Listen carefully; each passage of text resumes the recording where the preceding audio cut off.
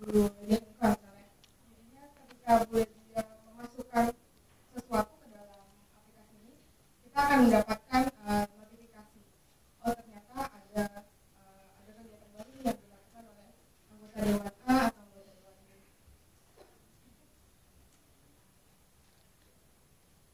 Agenda ini berdasarkan apa yang kami dapatkan dari situs dpr.go.id. Jadi jadwal rapat, meeting dan lain-lain yang diunggah di dalam situs tampil dalam agenda. Kemudian selanjutnya yang berinteraksi dengan anggota DPR lebih banyak untuk urusan advokasi, merasa penting juga tahu bahwa apa sih pandangan anggota DPR tentang suatu masalah.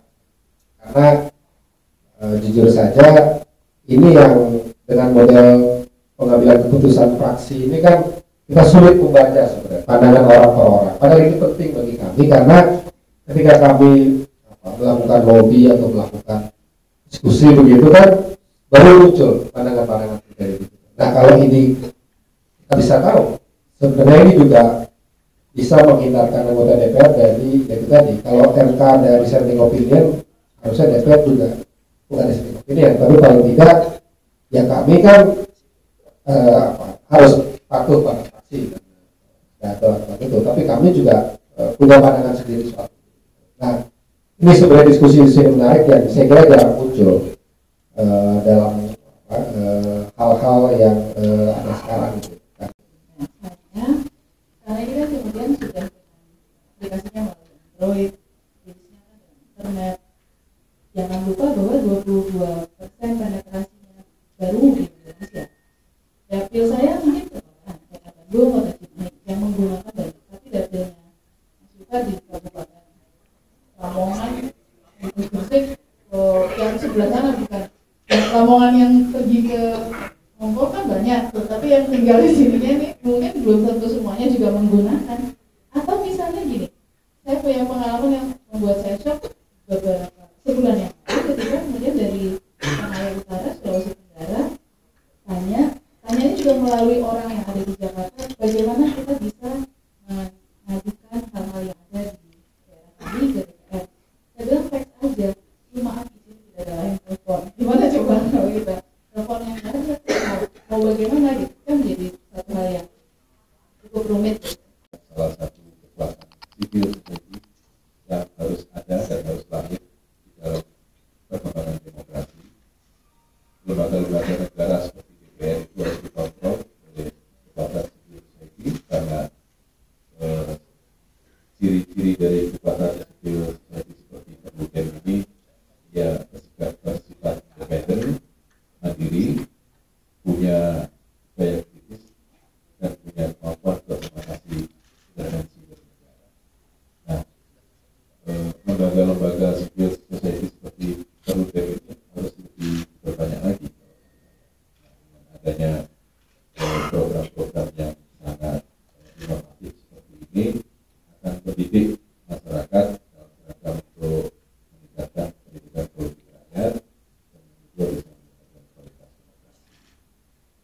Bisa meningkatkan kualitas diri dan masyarakat bisa mengkontrol tentang sikap tindakan pernyataan dari para anggota dewan ini melalui pendekatan teknologi yang akan sangat membantu di dalam proses untuk meningkatkan kualitas demokrasi di Indonesia. Dan saya sangat mengapresiasi terhadap program inovatif dari Perludem dan akan sangat terus mengembangkan ide-ide dan gagasan-gagasan yang baru di dalam demokrasi kita ke depan.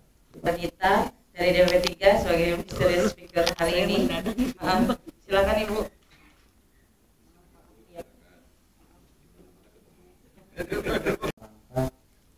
Bagaimana mendekatkan antara anggota DPR dengan konstituennya. Tadi Bu Lydia dan Pak Viva sudah menyampaikan pandangannya dan saya pikir pengalaman pribadi nyatakan Pak Viva sudah punya sendiri.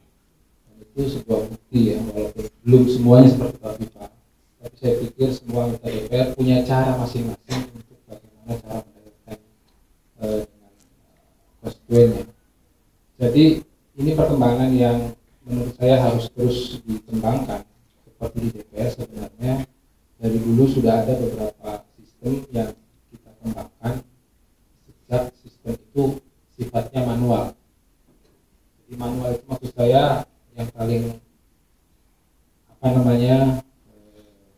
konservatif ya, itu datang ke DPR, baik langsung ke komisi mungkin kita dan boleh juga merasakan itu, atau juga demo karena memang itu bagian secara teori politik juga diakui adanya tekanan dari kelompok-kelompok kepentingan dan kelompok penekan.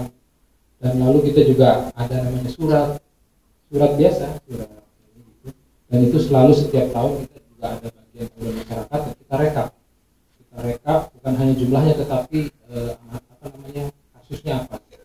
Paling tinggi misalnya persoalan tanah. Terus itu semua adalah bagian dari bagaimana upaya DPR secara kelembagaan untuk mendekatkan diri kepada masyarakatnya. Dan terakhir ini sejalan dengan peluncuran DPR kita ini, waktu itu kita sudah sampaikan, saat ini DPR sudah meredesain website. Tadi saya sebenarnya pengen juga dibuka website itu bisa kita lihat bersama dan kritisi bersama. Salah satu fitur yang kita kembangkan adalah interaktif antara anggota dengan konstituennya. Di situ ada pilihan pilih wakil kita atau cari wakil kita.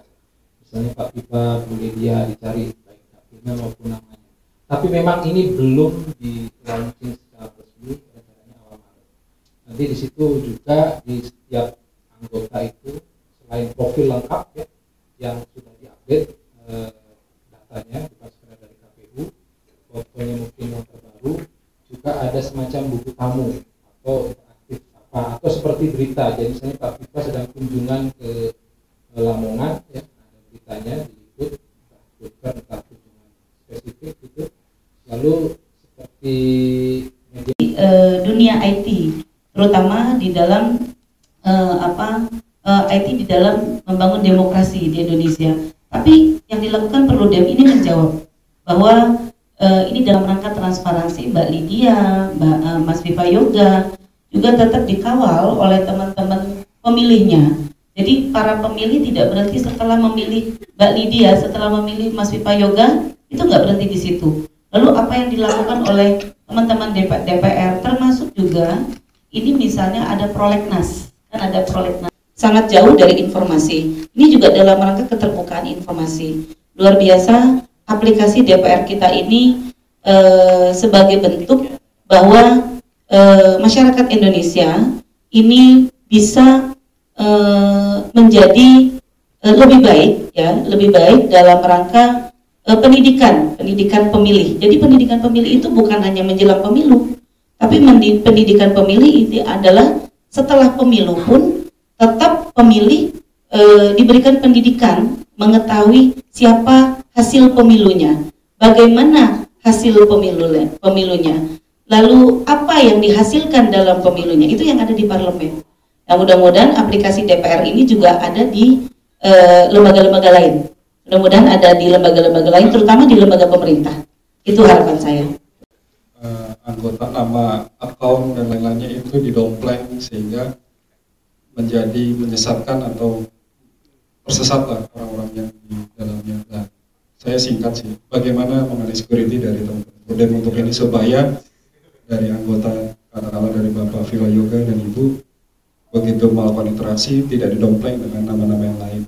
Demikian, terima kasih. Baik di blokir atau di peringatan dan itu juga jadi concern kami. Kemudian yang terakhir di dalam pengembangannya nanti kami juga ingin memasukkan fitur report. Jadi kalau ada yang merasa terganggu atau terintimidasi baik sesama user ataupun anggota DPR itu bisa melaporkan ke kami. Jadi kita bisa verifikasi. Dibaca oleh yang diaspirasikan atau paling tidak setidaknya didorong untuk memang ini. Jadi mungkin nanti ke depannya saya nggak tahu perlu dia ada sosialisasi ke masyarakat lalu bagaimana sebenarnya dorongan ke anggota DPR, dan saya juga kurang tahu peta anggota DPR yang melek teknologi dan gaptek, jadi saya juga kurang tahu. Jadi bagaimana untuk misalnya gaptek, apakah ada jembatan untuk bahwa aspirasi yang dituangkan oleh masyarakat tersebut juga dibaca oleh wakil kita di berkomunikasi dengan mereka para tenaga Saya nggak tahu apakah dengan adanya anggaran itu akan tambah TA-nya akan tambah masing-masing persoalan atau ke komisi atau ke fraksinya. Oh, belum dikabul, baru dijanjikan angkanya saja. Ya. Dengan demikian kita berharap TA ini juga aktif, karena yang sering kita lupakan, teman-teman TA ini, tenaga ahli anggota atau tenaga ahli fraksi, ini sebetulnya kader-kader partai. Jadi pada saat mereka jadi TA itu, pas pemilu kemarin itu jadi caleg di kabupaten kota atau di provinsi. Jadi mereka juga punya kesadaran politik tersendiri. Hanya saja karena kadang-kadang karena komunikasi nggak intensif, maka kita terlewat. Nah, ini yang akan kita lakukan.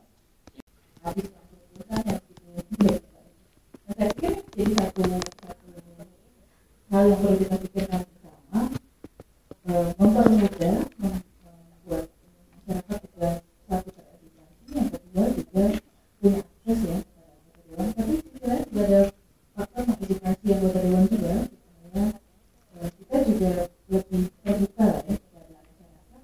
Apa sih sebenarnya yang harus dilakukan, sehingga tidak ada lagi komentar orang 5 tahun baru balik lagi.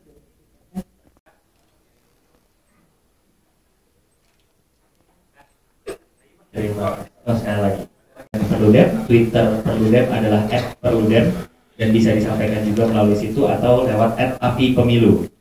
Mari kita bersama membangun bangsa dengan mendampingi anggota DPR kita melalui aplikasi ini. Jangan lupa di-download aplikasinya. Semoga ini juga bisa memberikan sumbangsi yang berdampak besar bagi bangsa kita semua. Terima kasih.